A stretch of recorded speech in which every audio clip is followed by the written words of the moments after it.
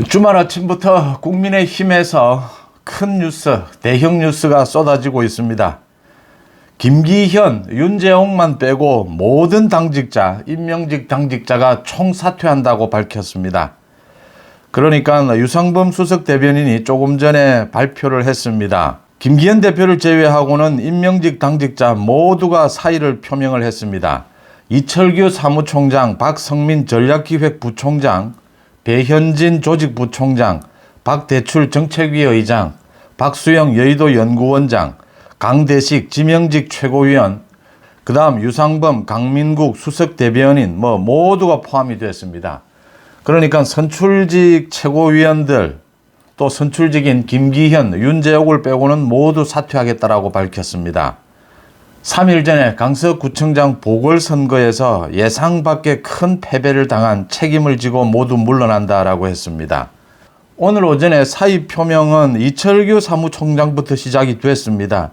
이철규 사무총장이 오전 7시 50분쯤에 페이스북에 당의 안정과 발전적 도약을 위해 국민의힘 사무총장직을 사임하겠다라고 밝혔습니다.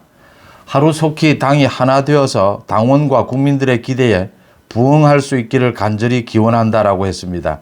지난 11일 강서구청장 보궐선거가 치러지고 난 뒤에 3일 만입니다. 많은 이야기들이 오갔습니다. 또 어제 윤석열 대통령이 지혜로운 변화를 주문을 했습니다. 당의 지혜로운 변화, 조용하지만 지혜로운 변화가 필요하다라고 했습니다. 모든 당직자를 바꿔서 국민들 앞에 국민의힘이 완전히 바뀐다라고 하는 모습을 보여주고 또 실제 바뀌어야 한다라는 걸 의미를 합니다. 아마 이번 주말을 지나고 난 다음에 다음 주 초에는 김기현 대표가 여러 가지 쇄신책을 발표를 할 것입니다. 쇄신책을 사실은 어제 발표를 할 예정이었습니다.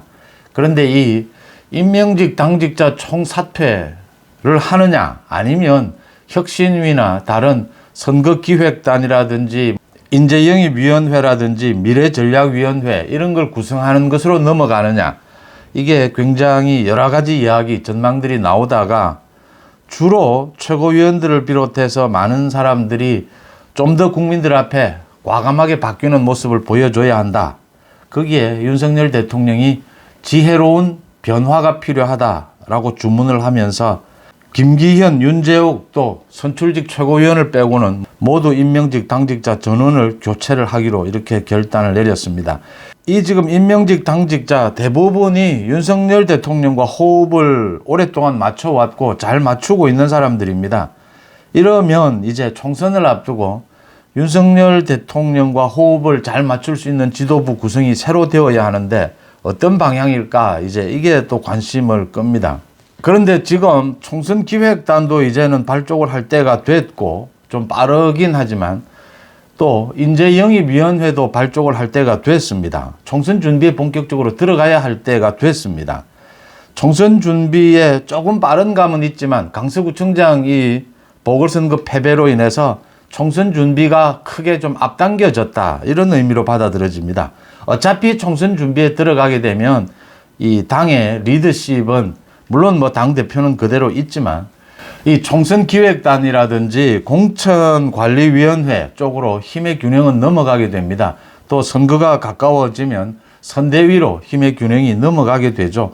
어차피 총선 대비하기 위해서 이 당 지도 체제가 개편이 필요했는데 이 강서구청장 보궐선거 예상외의 큰 패배, 이걸 계기로 해서 완전히 당을 쇄신하는 모습을 보이겠다라는 걸로 보입니다. 지금 아마 사의를 표명한 이 당직자 가운데는 소수 정도는 다시 유임이 되는 경우도 생길 수는 있을 겁니다. 이 공천이나 총선에 대비하기 위해서 여러 가지 오래전부터 준비를 해온 이런 작업들의 연장선상 이 연속성을 위해서는 유임이 되는 사람도 일부 있겠지만 대부분은 교체가 될 것으로 이렇게 예상이 됩니다. 국민의힘이 완전히 바뀌기로 했다. 어차피 총선을 앞두고 또 공천을 앞두고 어차피 많은 변화는 필요했습니다. 어느 방향으로 바뀌는 것이 좋으냐. 또 대통령실의 변화도 지금 이야기가 되고 있습니다. 일단 국민의힘이 먼저 지혜로운 변화를 하고 대통령실에서 의도적인 이런 인사는 없을 것이다, 이렇게 이야기를 했습니다. 대통령실도 어차피 지금 조직 변화를 하지 않을 수가 없습니다. 출마를 할 많은 행정관들이라든지 비서관들 모두 지금 사표를 내고 연말까지는 모두 사표를 내야 합니다. 내년 총선에 출마할 공직자들은 1월 초까지 모두 사표를 내야 하기 때문입니다. 그래서 대통령실도 대규모 인사가 연말에는 있을 수밖에 없다.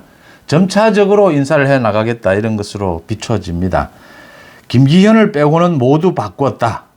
윤석열 대통령이 내년 총선을 앞두고 국민의힘에 변화를 주문을 했다. 거기에 따른 것이다, 이렇게 읽힙니다.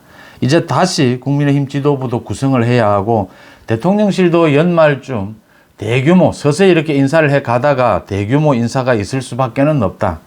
어떻게 여권의 지도 체제가 바뀌게 될 것이냐, 이 면모가 변신하게 될 것이냐, 여기에서 제가 두 가지만 지적을 하겠습니다.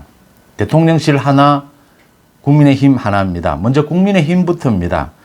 지금의 국민의힘으로서는 어차피 김기현도 알고 있었고 모두가 알고 있었던 부분입니다. 이게 영남 인사들 중심으로 모두 채워져 있었습니다. 수도권 인사로 완전히 다 바꿔야 합니다. 어차피 총선에서 승부처는 수도권입니다. 수도권 인사들로 이 인물들은 모두 교체가 되어야 합니다. 그리고 마인드도, 생각도, 총선에 임하는 이 생각도 모두 수도권 중심이 될 수밖에 없습니다.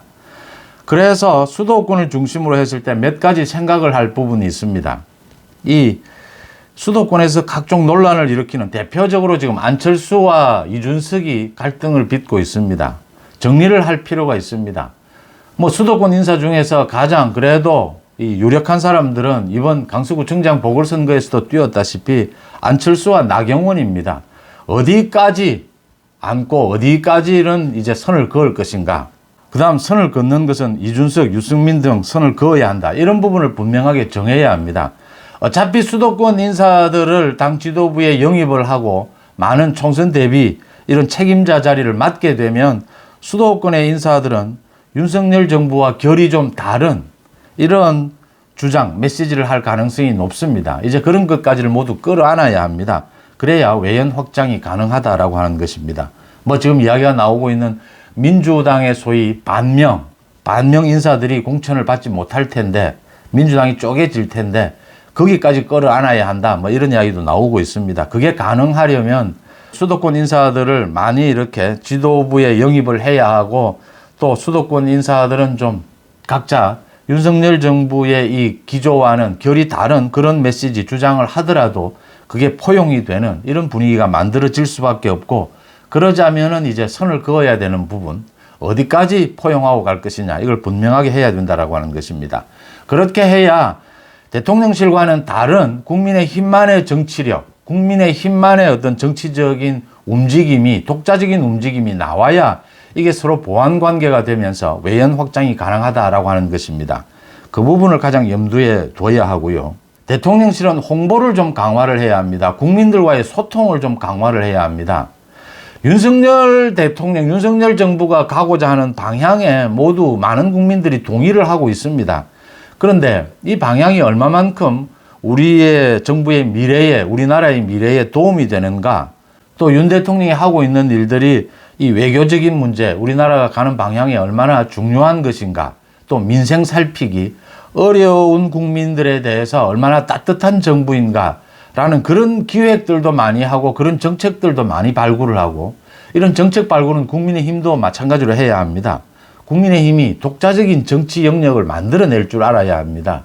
이런 것들을 하고 있다라는 걸, 국민들과 소통을 하고 있다라는 걸 잘 홍보가 좀 되어야 합니다. 이게 최근 들어서 영 그런 부분에 대한 홍보가 취약했다라는 겁니다.